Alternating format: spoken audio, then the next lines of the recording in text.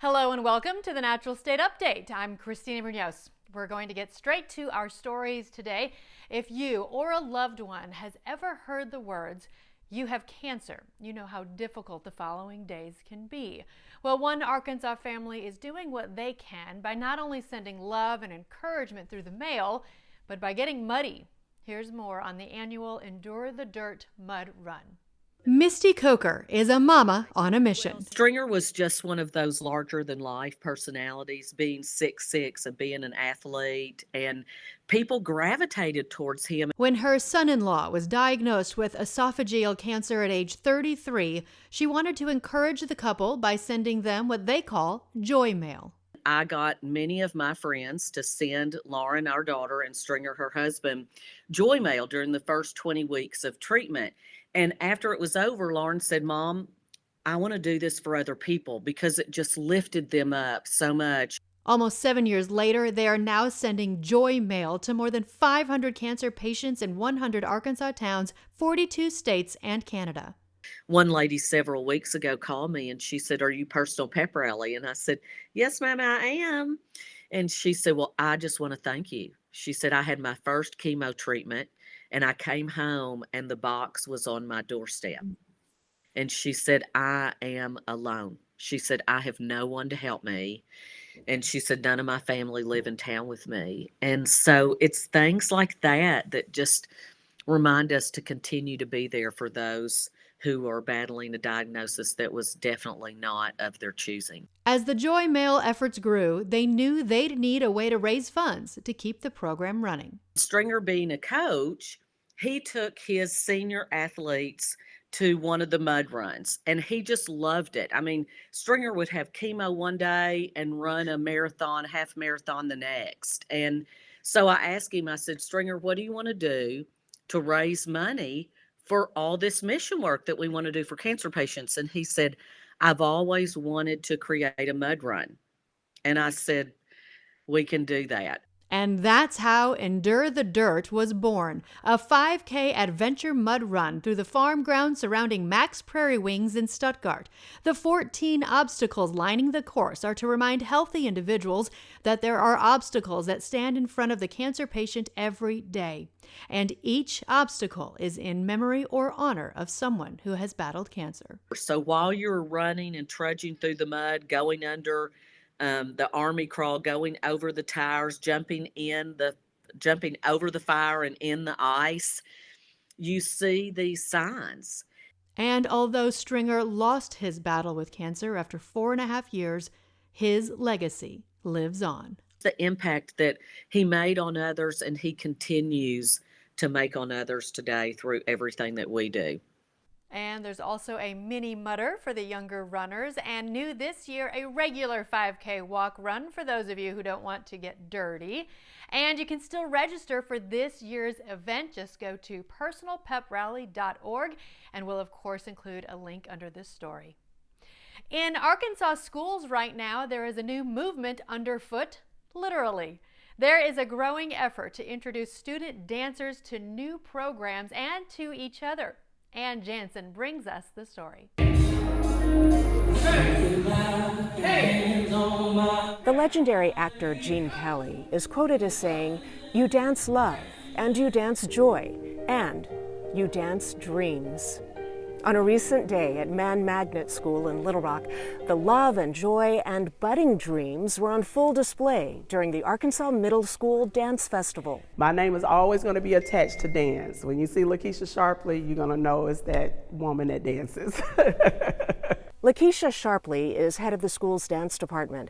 She has worked and danced for the Little Rock School District for more than a dozen years and has taught the art form for more than 3 decades. Dance has been my life. I mean, ever since I came out of the womb, that's what I did, you know. Fellow dance teacher Amy Bramlett Turner of the Hot Springs School District gave birth to the idea of holding statewide school-based dance festivals.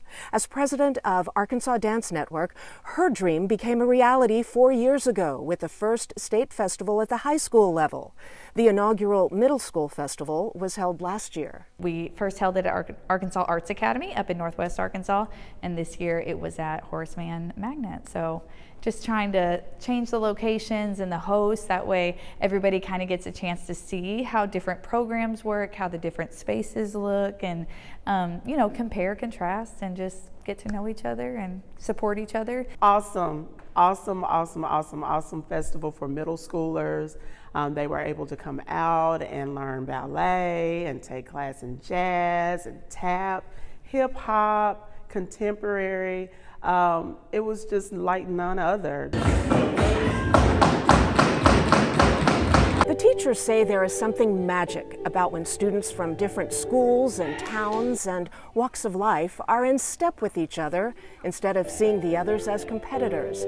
The inspiration flows from sharing ideas and dancing together. I didn't know until I was a senior in high school that I could go to school for dance and that there were different dance programs, that you could major in ballet or modern or jazz or choreography or performance. And so I didn't even know that, and I was a really active dancer, like taking out a studio to provide these kids not only with the training to possibly go on to the collegiate level or to the professional world, but also to give them a voice for choreography where they get to express themselves through their own their own choices. So I really fell in love with that, and so I get to live my dream job every day. Sharpley found her inspiration in a place she never dreamed she'd visit. As a recipient of a Global Learning Fellowship offered by the National Educators Association Foundation, she was sent on the ultimate field trip to Peru. It was in the middle of winter solstice at the time, so we saw a lot of parades with so many dances on top of dances, and visiting the schools where the kids perform for us dances, their traditional dances for us. So I was in my element. I was out of the country, but I was in my element. Both teachers acknowledge challenges facing arts educators and hold firm to their belief that their lessons have value far beyond the dance floor. And I always tell my students, everybody's not going to be a professional dancer, but if you can just go into society and take some of the gems that you learn in dance class, go into society, you will kill it, because you know how to be responsible, you can be disciplined, and you have that work ethic, and you have the personality to deal with other people. It's a really beautiful place for kids to grow into these positive community members that can contribute and give back to their community, not just about them being a pretty dancer. It's so much more, so much more. For the Natural State Update, I'm Ann Jansen.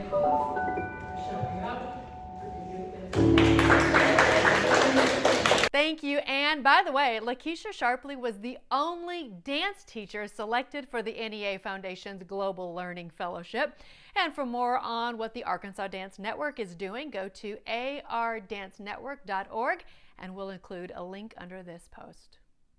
Our financial expert here at the Natural State Update is, of course, Scott Inman. Let's go to him now for the fastest 4 minutes in finance. Hello and welcome to the fastest 4 minutes in finance. Well, as good as January was for the stock market, February was equally as bad.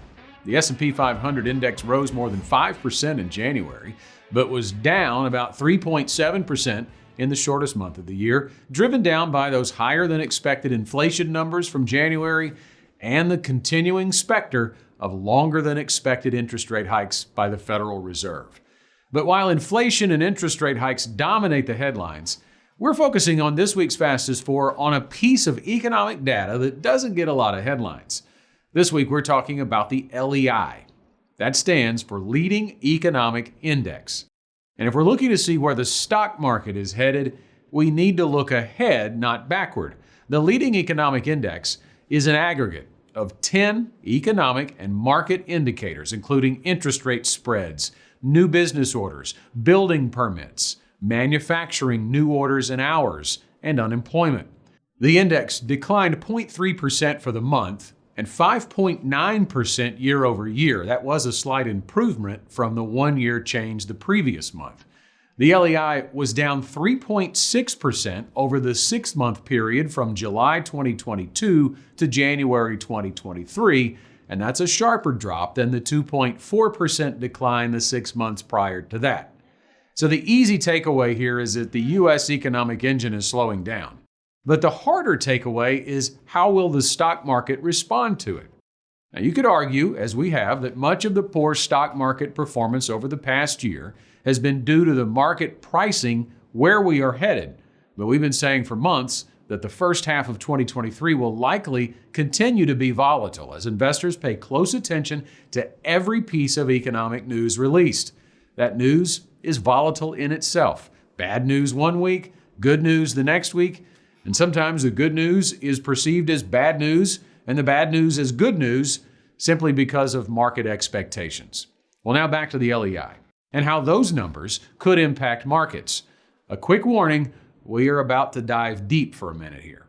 There's an interesting chart from LPL Financial that shows us that weakness in the LEI at roughly the current level has signaled near-term risk for markets, but longer-term growth. Take a look. The two lines of the chart are the 6 and 12-month market expectations based on where the LEI is. The gold line is the next 6 months. The blue line is the next 12 months. The blue box shows where the LEI currently is, the range of it. You can see the near term of 6 months indicates a pretty flat market from here. But if the LEI dips another percentage point or two, the 6-month outlook is much more favorable as long as it doesn't get much worse from there. And that would likely mean a deeper recession if it did. The 12-month outlook, though, is what I want to focus on. It's much better from here. The S&P 500 is up 8 to 10% 12 months following year-over-year numbers similar to the February LEI. Bottom line is this. It supports LPL's outlook and ours that the next 6 months could continue to be a bumpy ride in the stock market, but we could get less volatility and ride up in the back half of the year, giving us hope that 2023 could be a good year for stocks. Thanks for listening. Thank you, Scott. To close, a reminder to live each day to its fullest from Psalm 90. Teach us to realize the brevity of life so that we may grow in wisdom. For the Natural State Update, I'm Christina Munoz.